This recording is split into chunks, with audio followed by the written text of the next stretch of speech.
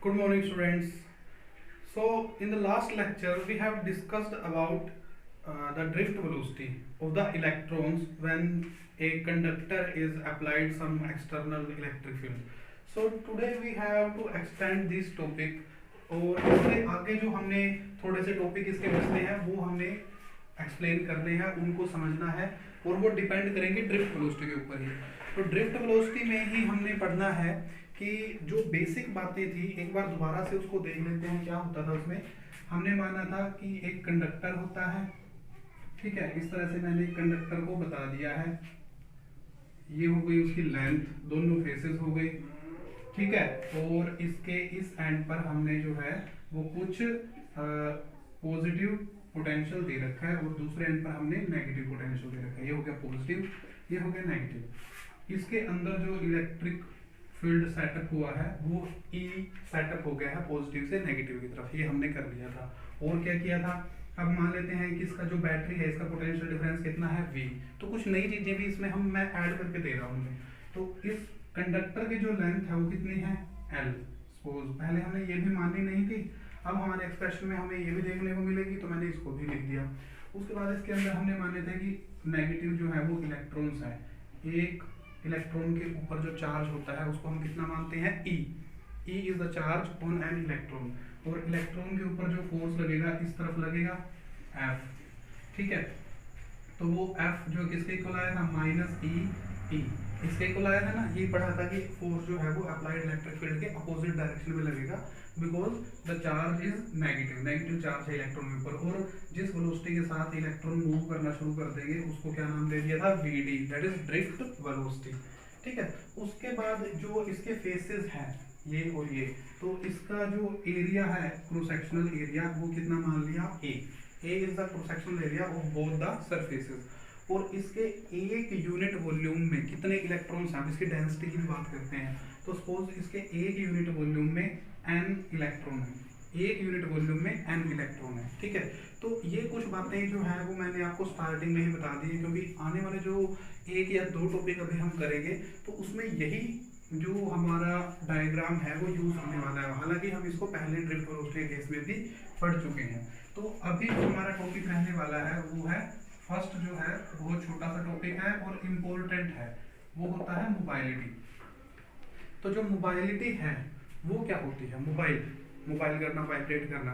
तो वो क्या होती है कि जब हम किसी इलेक्ट्रॉन पे या किसी कंडक्टर पे दोनों साइड में इलेक्ट्रिक फील्ड सेटअप कर देते हैं तो उस इलेक्ट्रिक फील्ड के कारण इलेक्ट्रॉन जो है वो वाइब्रेट करते हैं, मूव करते हैं। तो जितना ज़्यादा इलेक्ट्रिक फील्ड सेटअप करेंगे उसका क्या इफेक्ट पड़ेगा ड्रिफ्ट वेलोसिटी पे, कितने सेटअप हो जाएगी। तो दोनों का जो रिलेशन होगा उसको हम बोल देते हैं मोबाइलिटी। तो मोबाइलिटी को हम रिप्रेजेंट करते हैं किससे, म्यू से। Mu is stand for mobility, और मोबाइलिटी की डेफिनेशन क्या होगी, VD डिवाइड बाय E। मतलब क्या हुआ, drift velocity acquired per unit electric field applied. Drift velocity acquired by the electron divide by electric field applied externally. तो इन दोनों का जो रिलेशन होगा वो क्या बन जाएगा, इलेक्ट्रॉन मोबाइलिटी। इन दोनों का रेशो हम निकाल लेते हैं।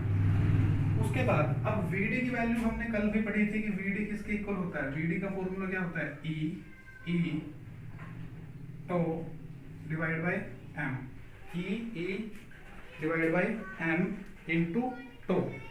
ये हमने फॉर्मूला पढ़ा था किसका, ड्रिफ्ट वेलोसिटी का। तो ये हम यहाँ पर अप्लाई कर देते हैं। तो कितना हो जाएगा, mu is equal to VD की जगह आ गया E two divide by M, multiply में E भी है नीचे तो E भी लगा दिया। तो E से जो है वो E कैंसिल हो गया, तो म्यू जो है वो किसके इक्वल आ जाएगा, E two divide by M। तो म्यू की वैल्यू आ जाएगी E two divide by M, ये आ जाएगी इसकी वैल्यू म्यू की। तो इसी तरह से जो है वो म्यू की हम यूनिट भी बता सकते हैं। सिंपल यूनिट क्या बनेगी, कूलम। ये क्या है, रिलैक्सेशन टाइम तो किलोग्राम, और ये क्या बन जाएगा, मास है तो किलोग्राम, ठीक है। टाइम की होगी सेकंड्स, मास की होगी किलोग्राम, और ये चार्ज है तो चार्ज की क्या हो जाएगी, कूलम। तो इस तरह से हम इसकी यूनिट भी बता सकते हैं, ठीक हो गया। तो ये होती है मोबाइलिटी। अब मोबाइलिटी जो है वो नेगेटिव और पॉजिटिव चार्ज की अलग अलग होती है। जैसे इलेक्ट्रॉन और प्रोटॉन की अगर हम बात करें तो इलेक्ट्रॉन की या पॉजिटिव चार्ज की जो मोबाइलिटी है वो आप देख सकते हैं कि जो मोबाइलिटी है वो डिपेंड किस किस पर करती है। तो डिपेंड करती है वो किसके ऊपर, मास के ऊपर। ठीक है।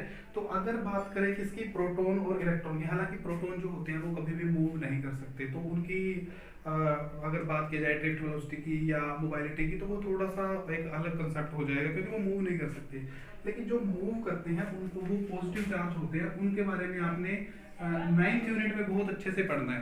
तो अभी मैं सिर्फ आपको उनका नेम बता देता हूँ कि उनको पॉजिटिव चार्ज को हम होल बोलते हैं क्योंकि जहां से भी इलेक्ट्रॉन मूव करेगा उसकी जगह पे एक वैकेंसी बच जाती है। नेगेटिव चार्ज मूव करके गया है तो वहां पर हम एज्यूम कर लेते हैं कि वहां क्या बचा है, पॉजिटिव चार्ज बचा है। तो वो पॉजिटिव चार्ज को हम क्या बोलते हैं, होल, और वो भी मूव करते हैं। तो उनका जो मास होता है वो होता है कम। तो मास कम होने के कारण उनकी जो मोबाइलिटी होगी वो क्या हो जाएगी, ज्यादा हो जाएगी। और जिनका मास ज्यादा है उनकी मोबाइलिटी कम हो जाएगी क्योंकि मास के इनवर्सली प्रोपोर्शनल ये चल रही है। ठीक हो गया। उसके बाद जो दूसरा टॉपिक हमारा है इसमें आज का, वो क्या है, relation between current and drift velocity. इन दोनों के बीच में हमने रिलेशन फाइंड आउट करना है, करंट और ड्रिफ्ट वेलोसिटी के बीच में। अब करंट यहाँ से फ्लो करेगा तो करंट तो यहाँ पे बना दिया कितना, I। तो करंट का जो फॉर्मूला है सिंपल। अब आपने क्या करना है, आपको ये सारी चीजें पता है, बस आपस में उनको रिलेट करना है कि आप उनको रिलेट कैसे कर सकते हो। तो जो करंट है, करंट का अगर हम सिंपल फॉर्मूला देखें तो करंट का फॉर्मूला क्या होता है, I is equal to Q by P। तो इन दोनों की आपको वैल्यू जो है वो फाइंड आउट करनी है। पहले आप क्या करोगे, अगर T की वैल्यू बताई जाए, ठीक है, सपोज यहाँ से यहाँ तक जो इलेक्ट्रॉन है वो कितने टाइम में जाता है, एक इलेक्ट्रॉन यहाँ से यहाँ टोटल जो डिस्टेंस ट्रैवल करता है वो कितने टाइम में जाता है, T टाइम में। और इसकी लेंथ कितनी है, L। तो इसका और वेलोसिटी कितनी है, VD। तो इनका रिलेशन फाइंड आउट किया जाए तो डिस्टेंस का फॉर्मूला क्या होता है, distance is equal to velocity into time. हमें क्या चाहिए, टाइम। तो मैं यहाँ पर आपको इस बार बता देता हूँ कि L इज इक्वल टू किसके इक्वल आएगा, distance is equal to velocity into time, और टाइम किसके इक्वल आएगा, L बाई VD। एक L की T की वैल्यू तो आपको यहाँ से मिल गई, बहुत सिंपल।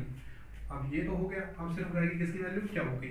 तो Q की वैल्यू के लिए आपको थोड़ा सा लंबा चलना पड़ेगा, और उसमें क्या होगा कि आपको पता है कि नंबर एक इलेक्ट्रॉन के ऊपर चार्ज कितना है, E।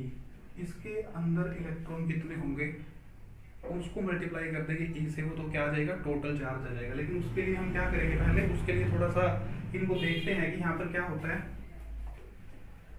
Total volume of the conductor, अगर वॉल्यूम की बात की जाए, टोटल वॉल्यूम ऑफ कंडक्टर कितना आएगा, टोटल वॉल्यूम कंडक्टर कितना आएगा, L is the length and A is the area. Area into length अगर मल्टीप्लाई कर देते हैं तो वो क्या बन जाता है, वॉल्यूम। तो ये क्या हो गया, AL। अब वॉल्यूम कितना है, AL। एक यूनिट वॉल्यूम के अंदर इलेक्ट्रॉन्स कितने हैं, M। तो total electrons in conductor, conductor के अंदर टोटल इलेक्ट्रॉन कितने होंगे, एक यूनिट के अंदर कितने हैं, M। टोटल वॉल्यूम कितना है, AL। तो ये हो गया NaL, वेरी सिंपल। उसके बाद अब total charge on conductor, total charge on conductor, electrical charge total कितना होगा, टोटल वॉल्यूम इतना है, टोटल इलेक्ट्रॉन इतने हैं, टोटल चार्ज कितना होगा, एक इलेक्ट्रॉन के ऊपर चार्ज कितना है, E। तो इतने इलेक्ट्रॉन्स के ऊपर चार्ज कितना होगा, मल्टीप्लाई में हो गया, तो ये कितना हो गया, NaLe। ये हो गया total charge on the conductor. ठीक हो गया। तो इसमें अब आप क्या कर सकते हो, टोटल चार्ज हमारे पास आ जाता है, इनकी वैल्यू हम पुट कर देते हैं किसमें, करंट वाले फॉर्मूला में जो हमारे पास है, तो यहाँ पर पुट कर देते हैं। तो कितना आएगा, I is equal to, total charge है ना ये, तो इसको क्या लिख सकते हो, क्या लिख सकते हो, total charge on the conductor. तो ये क्या है, टोटल चार्ज कितना है, क्या की वैल्यू आपने फाइंड आउट कर ली। तो टोटल चार्ज में आप ये वैल्यू पुट कर सकते हो। तो कितना होगा, क्या इज इक्वल टू NaLe, ये हो गया डिवाइड बाई T। T की वैल्यू कितनी फाइंड आउट की है, L बाई VD, वो ऊपर चला जाएगा। तो ये हो गया वी डी, एल से एल कैंसिल हो गया, तो आई की वैल्यू हमारे पास कितनी बचती है, M A E V D. तो ये आ गया relation between current and drift velocity. ठीक है, तो इस तरह से आप रिलेशन फाइंड आउट कर सकते हो करंट और ड्रिफ्ट वेलोसिटी के बीच में। तो यहाँ से आपको क्लियरली पता चलता है कि करंट जो है वो डायरेक्टली प्रोपोर्शनल है ड्रिफ्ट वेलोसिटी के, यानी कि अगर ड्रिफ्ट वेलोसिटी ऑफ इलेक्ट्रॉन्स ज़्यादा होगी तो करंट भी ज़्यादा आ जाएगा हमारे पास। तो यही से आप इसको थोड़ा सा और मॉडिफाई भी कर सकते हो, और वो कैसे होगा, अगर हम वी डी की जगह क्या पुट कर दें, मोबाइलिटी पुट कर दें, तो वो इलेक्ट्रॉन और मोबाइलिटी के बीच में भी रिलेशन हमें पता चल जाएगा। वी डी की वैल्यू क्या हो जाएगी, म्यू ए, यहाँ से देखो v d is equal to mu e, तो आई की जगह आई हमारे पास क्या बनेगा, I is equal to n a E, we d की जगह क्या होगी, म्यू ई। ये आ गया relation between current and electron mobility, हो गया ये भी। उसके बाद वी डी की वैल्यू भी पुट हो सकती है यहाँ पे, थोड़ा सा और सिंप्लीफाई हो जाएगा, छोटी टर्म्स में हमें रिलेशन मिल जाएगा। तो वी डी की वैल्यू क्या होती है, वी डी की वैल्यू हमने यहाँ पे पुट करी थी ई टो बाई एम, तो यहाँ पर मैं इसको कर देता हूँ कि I is equal to n a E, we d की वैल्यू क्या हो जाएगी, e by m into tau, तो ये हो गया I is equal to n a e square e by m into tau. ये आ गया रिलेशन बिटवीन किस किस के बीच में, इन सारे टर्म्स जिसमें आपको इलेक्ट्रिक फील्ड भी मिल रहा है, आपको चार्ज भी मिल रहा है, मास भी मिल रहा है, रिलैक्सेशन टाइम भी मिल रहा है और करंट भी मिल रहा है। तो बाकी जो सारे टर्म्स आप यहाँ से देख सकते हो, ये क्या रहेंगी, कांस्टेंट रहेंगी, ये सभी कांस्टेंट ही है ये तो सिर्फ टो है। तो यानी कि इलेक्ट्रिक जो करंट होगा वो डायरेक्टली प्रोपोर्शनल होगा किसके, टो के। टो क्या है, रिलैक्सेशन टाइम। रिलैक्सेशन टाइम मतलब दो इलेक्ट्रॉन आपस में बिना एक इलेक्ट्रॉन बिना कोलिजन करे दूसरे इलेक्ट्रॉन से कितना टाइम आगे चल पाता है। तो अगर वो बिना कोलिजन करे ज़्यादा आगे की तरफ चलेगा तो उसका रिलैक्सेशन टाइम भी ज़्यादा हो जाएगा, और अगर वो ज़्यादा आगे की तरफ जाएगा तो दूसरे एंड पे पहुंचने का उसका जो टाइम है वो कम हो गया, यानी कि जल्दी पहुंचेगा तो करंट भी ज़्यादा हो जाएगा फिर। तो इस तरह से आप कह सकते हो कि जब रिलैक्सेशन टाइम इंक्रीज होगा तो करंट भी इंक्रीज हो जाएगा। तो ये रिलेशन आज आपने कर लेने हैं।